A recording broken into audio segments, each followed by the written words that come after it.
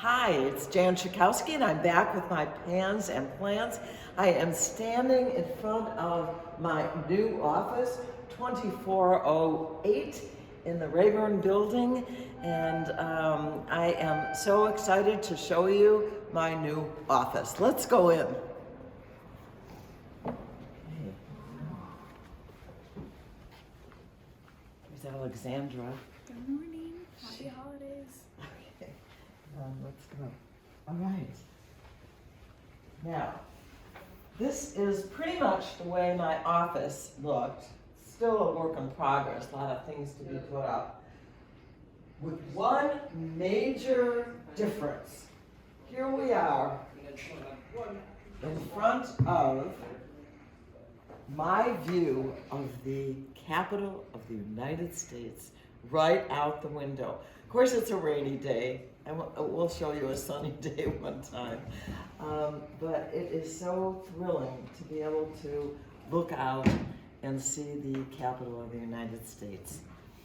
And that's why we moved. Basically, this has been like the office that I had for many years that had no view at all. So be sure and come and visit me. Those of you who have done any kind of a big move know what a big job it is. So I just want to say my staff was amazing, particularly Kim Musrell, who is my deputy chief of staff and has been with me every single moment of me being in the Congress, 24 years. And she was the general of this move that had to be done really in one day.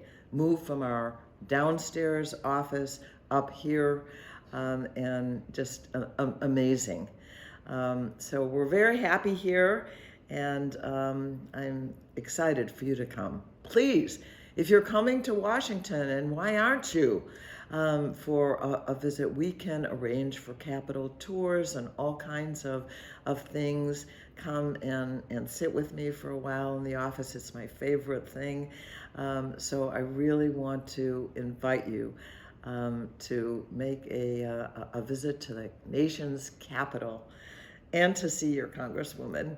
So this is the end of session, always an incredibly important time, and quite frankly, a difficult time. We just passed a continuing resolution to extend the deadline for us to finally get an end-of-year appropriations, which has to be done by December 23rd. So we passed a resolution that will give us until then to finally come up with what is going to be that budget, that appropriations for the fiscal year for 2023. We're already some months into that fiscal year. And, you know, it's been a little difficult given the fact, I think, that the Republicans know that they will be in the majority starting on January 3rd. But I'm very much hopeful that we're going to get it done, because if we don't, that means the government shuts down. This is a really serious thing if that were to happen. Lots of things stop getting funded altogether. So we really have to do that. Rosa DeLauro, who is the chair of the Appropriations Committee, has been literally working day and night to come up with the compromise, and we're getting closer every minute. So I will be back next week. We will hopefully finish the budget. A number of things that are going to, we hope, are going to be in there is a bill called the Electoral Count. You know, there were threats that somehow the Vice President of the United States, although fortunately he didn't do it, could have the power to overturn the outcome of an election. We wanted to make sure that that is precluded for any future vice president, and so we want to get that bill finally passed. in the Congress and then signed by the president to make sure that that can happen. We want to do funding for Ukraine, for the kind of natural disasters that have happened. So there are some very important things left. I am still trying to make sure that legislation that I've had that helps to rein in big tech and some of the abuses that have gone on. So I'm still fighting to the last minute to not only get a privacy bill, but a bill that will protect consumers from fraud on online marketplaces.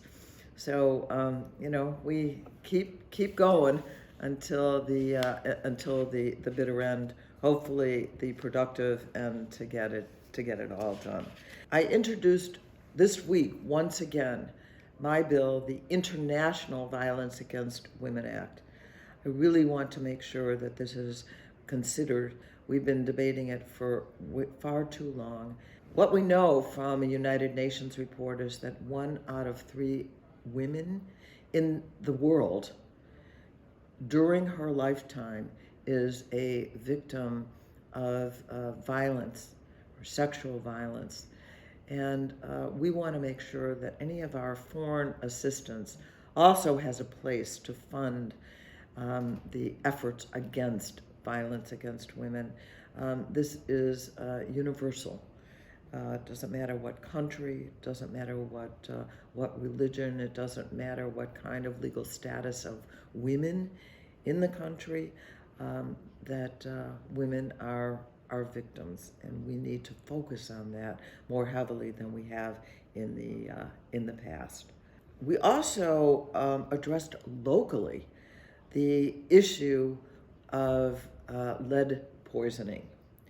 What we know is that water, which has been contaminated by lead pipes, is a major source of lead in drinking water. Lead, of course, is a very toxic substance, and it particularly affects children. It can affect their mental and intellectual advancement. It is a very, very dangerous toxin for anyone, but particularly for children. And Illinois is number 1 in the country in the number of lead pipes that are still in place. And in fact, we know that there are over 700,000 lead pipes in Illinois that have to be dealt with. So we have taken a step. Yes, it's a modest step, but it's an important first step in the city of Evanston, where Mike Simmons, who is our state senator for the southern part of Evanston, has gotten $1 million to address the issue of lead pipes, to replace the lead pipes. So I was at a press conference with Mike Simmons. Devon Reed, who is the alderman for South Evanston, was there to announce that this money would be going to Evanston to replace lead pipes.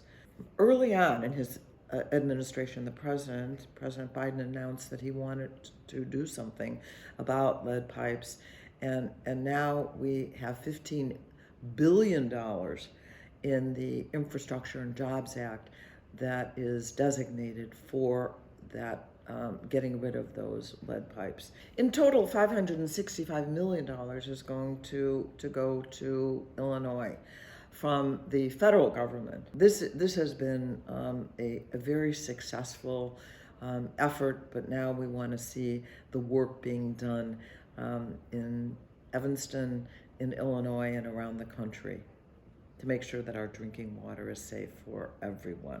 Ending with COVID, there's been some disturbing statistics. I told you last week that 1/3 of all Chicagoans had not had a booster. But this week, data that we have shows that 1 out of 3 people 65 and older in the Chicago area have not had a booster.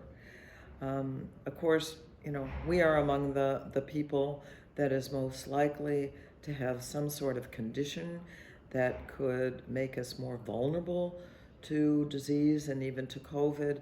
And so I really want to encourage people, and again, particularly with some sort of pre-existing condition, people who are older, to go out and get that booster shot. The boosters are available to everyone 5 years and older. We are seeing an increase in the number of people who have COVID right now. I am seeing more and more people with masks when I get on the plane. I'm definitely going to wear a mask.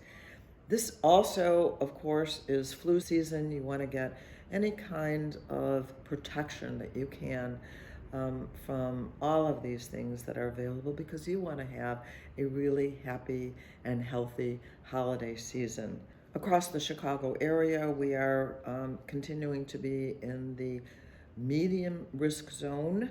We were in the low risk zone for several months, but now months have elapsed when we're still in the medium.